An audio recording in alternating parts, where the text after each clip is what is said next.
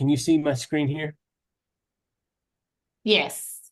So this is OBS. If you would like to download OBS, you can do that. I believe it's called obsproject.com.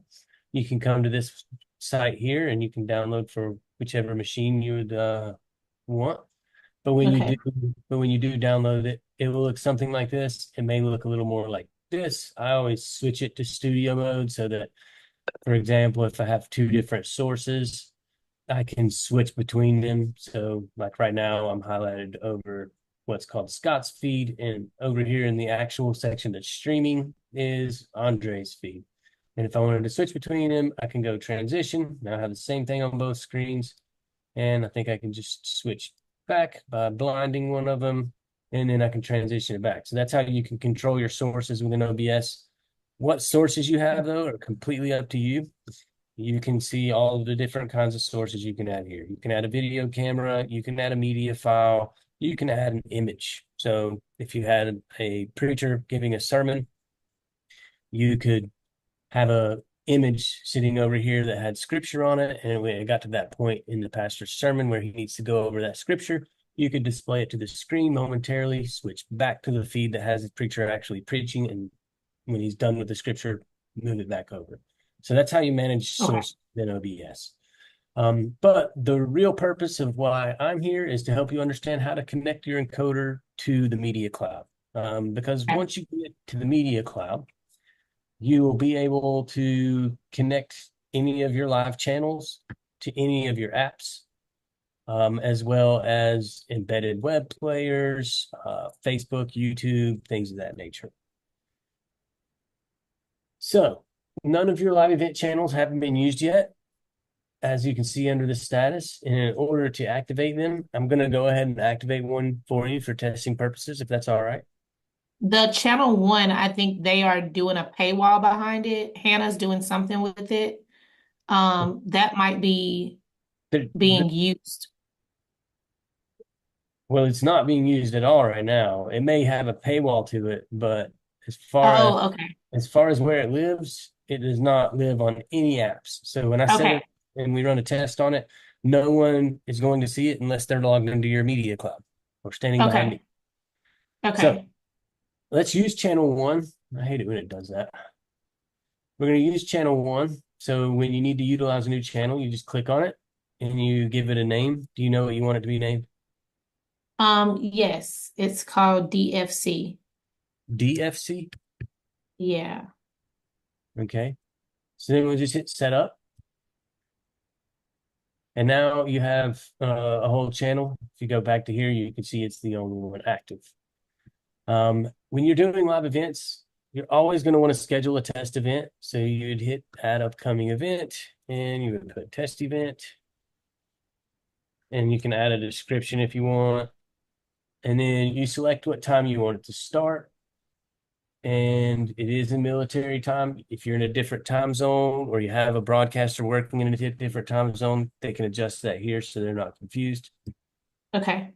And then you can select an end time. Let's just say 30 minutes. And we are showing how to do an encoder configuration. So we're going to select the live broadcast. Simulated live would just pull from your video archive. So not necessary to show for this purpose. If you were Okay. a church, if you were a church and you were doing a sermon and you scheduled this on Sunday, for example, you could schedule this to run for half a year every Sunday. Okay. You still have to send a stream via your encoder. And the last thing is you can connect your social media accounts here. For our purposes, I'm not going to worry about that for now.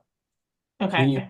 add, and one of the beauties of adding an event is if you add an event and you are a viewer, number one, when you are on the channel, you can see the name of the channel and the description below it. If they try to play it, it will be like, oh, this is not started yet. And it'll tell them Okay. a countdown of how long it's going to be until it starts. Um, and because we named it and you saw the background image there, I'm going to go ahead and skip over to metadata and images. If you ever need to change the name, you can go in here and change it, add a description. The channel description is different than the event description. And then images, the channel image is what would appear on your channel thumbnail. And the player background is that Lightcast broadcast that you saw. You can also change that. Okay, Yeah, how do I change that? you just upload an image right Oh, there. player background. Okay. A couple of settings that I think would be useful to go over. The biggest one I think is if you want to record it, you would click this checkbox, scroll to the bottom, and hit update. Okay. Now, for the actual encoder configuration portion, you're going to go to your stream tab. On your stream tab, you're given a live channel stream key as well as some CDN access points. You're in the US, I'm assuming, and in the US, we recommend you use North America 1. If for some reason North America doesn't seem to work well for you, which we've not come across yet, we also have a North America 2 that you could go to and try. And even if you wanted to use the Europe access point, it would still work. It may just take a couple of seconds longer for the connection to actually be established.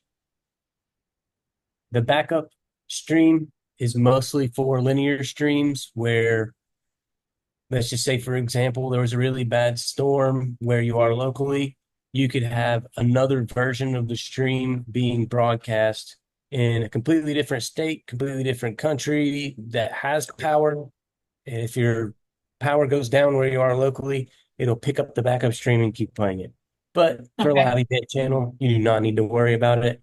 It is overkill in terms of security being fail-safe, but we wanted to provide it in case if you desired that feature. So what I'm going to do, I'm going to go ahead and copy this CDN access point to my clipboard. And I apologize, I am right next to some guys doing some yard work outside. And then on OBS here, I'm going to go to settings. In the settings tab, all you really need to worry about is what's listed under stream. And under stream, you're going to select custom. So you have a drop down of options here. Just select custom. And then right there where we put that, that's where we put the CDN access point for North America 1. And then we're going to go back to the media cloud and grab this top channel stream key. And we're going to paste it right here. And you can hit show to confirm that it's the correct stream if you like. 1760150 is what we call the stream ID, and it's unique for every channel. So as long as that portion matches, you'll know that you have the correct channel. Okay. Uh, so once you have that in there, all you have to do is hit OK to save it, and you're all set. All you need to do is hit start streaming. And then right over here in the media cloud, you can check and see a preview of what you're trying to send. And as soon as the connection is made, there will typically always be a little bit of latency, and then it'll show whatever you're sending out of your encoder. So you Okay. see there's a man right here, and now it's the same. So there's a little bit of a delay, but I think it's about 7 seconds. Okay.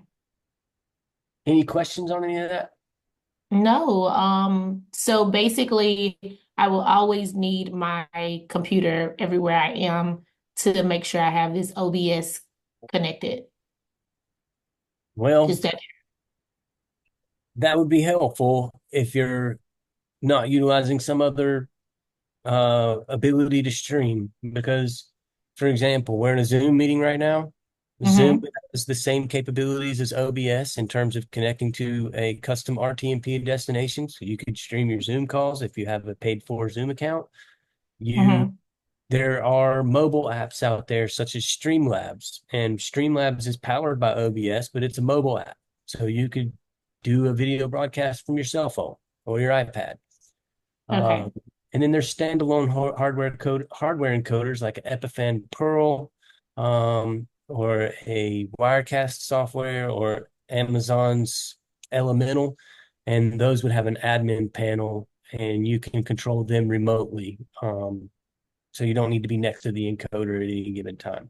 So there's a lot of different options. I'm only pointing out to you on this call the free option because if you're just getting started, there's no point for you to invest anything in it until you understand what you're working with. Okay, gotcha. Perfect. All right. Anything else? That's basically it. The main thing was you showed me that I needed the encoder system, and I believe the guy that's gonna be actually operating the production part of it, he has all of that. So, but it's good to know because I would just like to know on my own. So, thank you for that.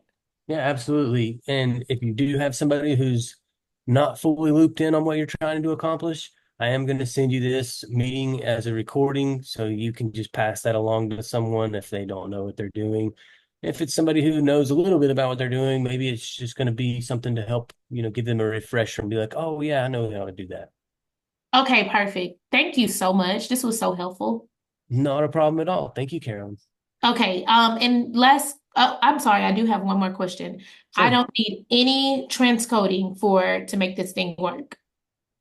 No, the only time that a live event will use transcoding is if you do record it and Hmm. your recordings will go to this live recordings page.